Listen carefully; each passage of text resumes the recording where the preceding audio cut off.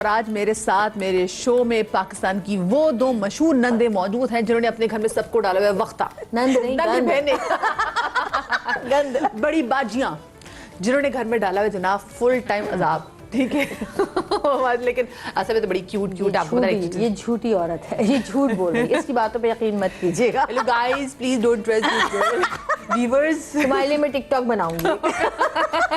अब मेरी चालों को बेनिकाब भी कीजिएगा। अच्छा जनाब, ये तो जो हमारा सेगमेंट आपको पता है, जब हम अपनी कॉफी टेबल पे आ जाते हैं तो हमारा एक बड़ा मजेदार सेगमेंट जिसका नाम है दिल की बात, जिसमें आपको लेना था जनाब ओथ कि आप जो कहेंगी, सच के सिवा कुछ नहीं कहेंगी।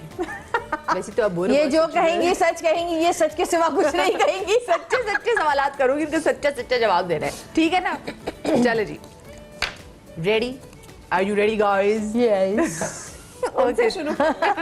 एक सवाल है, वो दोनों आप लोग देना, ठीक है ना? अच्छा, दोनों से जो भी जवाब देते हैं। हाँ, परेशान ना हो, ऐसे सवाल दीजिए, खौफनाक नहीं है।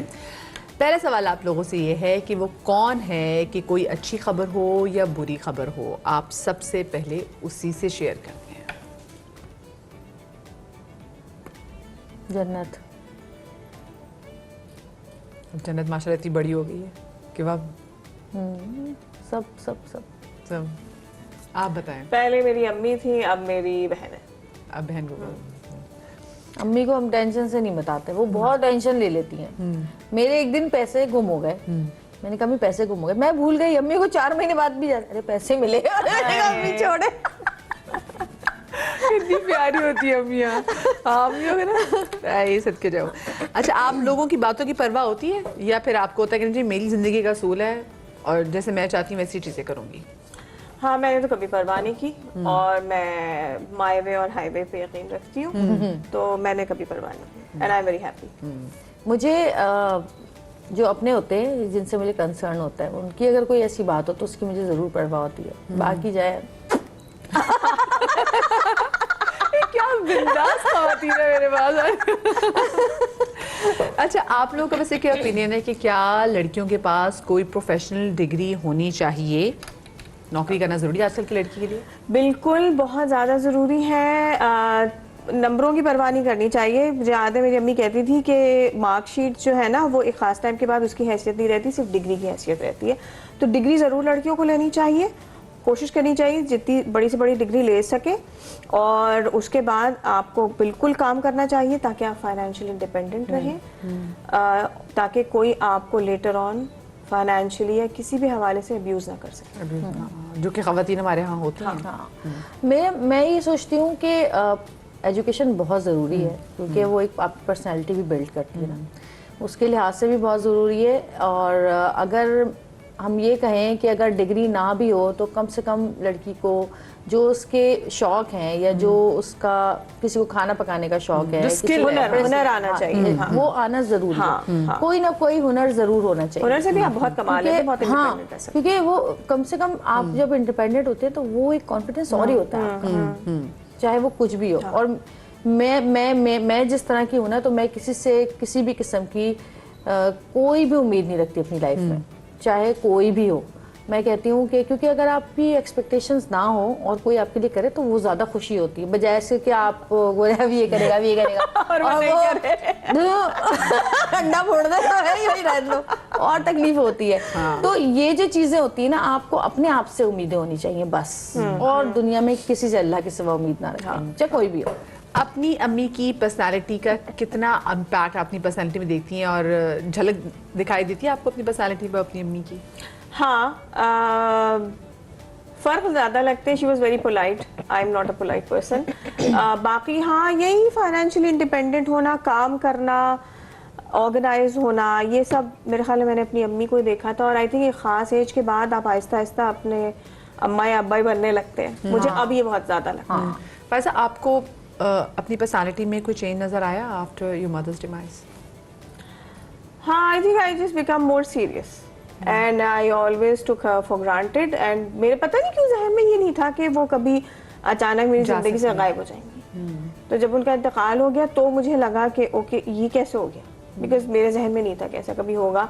हालांकि हम सबको पता होता है कि मौत एक बरहक चीज है, लेकिन पता नहीं क्यों मेरे जहन में ही नहीं था। आप थी उनके साथ? हाँ, आई वाज देयर। हाँ। आपको क्या लगता है कि आपकी अम्मी की पर्सनालिटी की कितनी चीज़ें आप में आई हैं? सभी आ गई तकरीबन। मेरी अम्मी की सबसे अच्छी चीज़ जो वो बहुत ही मेहनत, मतलब हार्ड वर्कर, मेहनत बहुत करती हैं, अभी भी करती हैं इस एज में भी। और हमने बचपन से अम्मी को कुछ ना कुछ काम करते हुए देखा। मतलब जैसे दूसरे शहर से कपड़े लाती थी, फिर यहाँ वो एक बुटीक था, वहाँ करती थी, कपड़े सीती थी।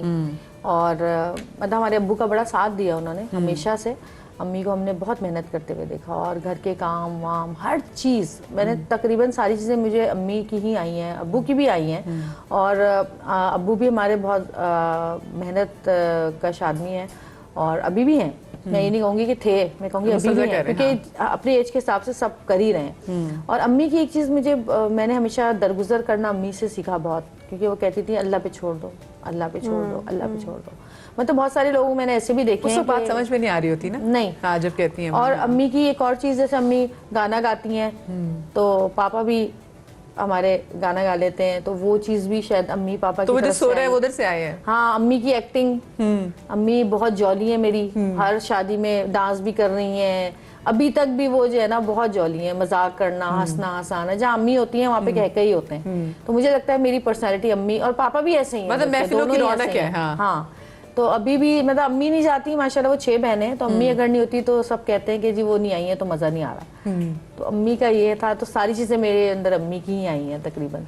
यानी कि वो जो उनकी चुलबुली से एक पर्सनालिटी है, बिकॉज ऑफ अम्मी।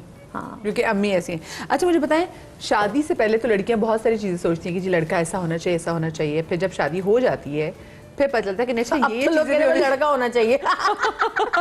आजकल लड़के कहाँ मिल रहे हैं, देखने में लड़के 3 शादियां टूटते हुए देख चुकी हूँ मैं, लड़का समझ के शादी की थी। वो अंदर इतनी औरतें दफन होती है कि वो हर थोड़ी देर बाद एक औरत का मुंह निकल के आता है।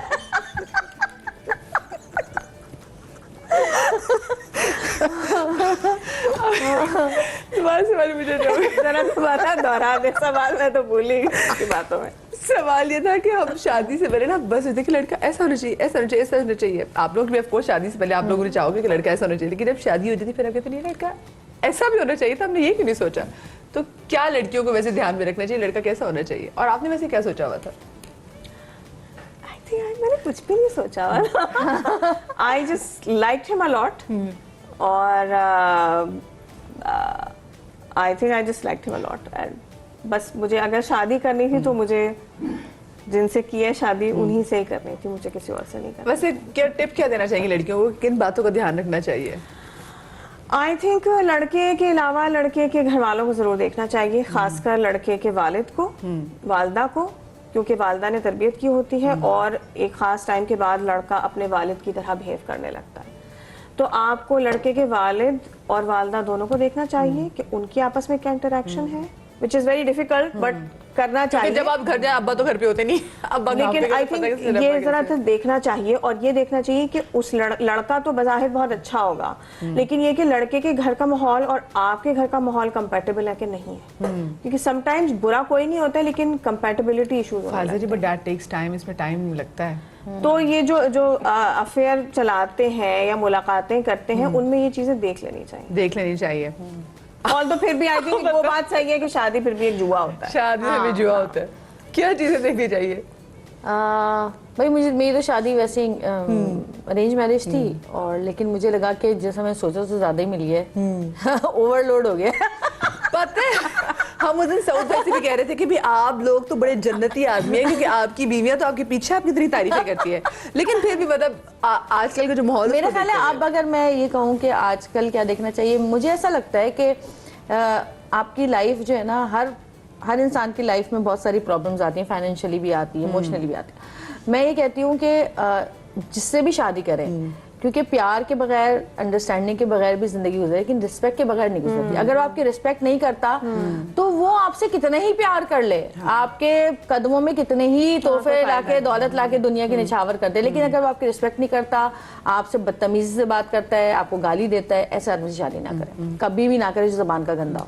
अच्छा, सऊद भाई का तो माशाल्लाह से हमारा सीन है ना कि सऊद भाई तो जुबान के बहुत ज़रा साफ है और दिल के भी साफ है, और जो बात है वो कह देते हैं। अभी उनके पॉडकास्ट में भी उनकी एक जो है स्टेटमेंट भी जो बड़ी है वो बड़ी वायरल हुई है। तो वैसे आपने फिर सऊद भाई को उस पर ज़रा समझाया, क्योंकि वो तो आपके दोस्त भी हैं जिनके बारे में उनकी स्टेटमेंट भी दी थी। देखिए, जहाँ तक बात है कि जिन्होंने सवाल किया था कि जो आपकी फिल्म इंडस्ट्री थी पहले की, वो क्यों तबाह हुई या बर्बाद हुई, तो मेरा ख्याल है कि मैं ये कहूंगी कि वो जो फिल्म इंडस्ट्री थी उसने अपना एक इतना जबरदस्त बूम देखा हुआ है, दौर देखा हुआ है, अरूज का दौर देखा हुआ है, जबकि उनके पास इतनी टेक्निकल फैसिलिटीज नहीं थी, इतने अच्छे प्रोड्यूसर्स नहीं थे, ठीक है।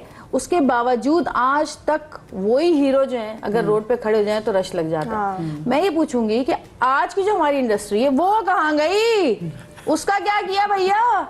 हर चीज पास, अच्छे प्रोड्यूसर्स, अच्छी आपके पास टेक्निकल फैसिलिटीज इतनी अच्छी, बाहर जा जा के आप फिल्में वो कर रहे हैं, ये कर रहे हैं, वो कर रहे हैं। आपने क्या किया?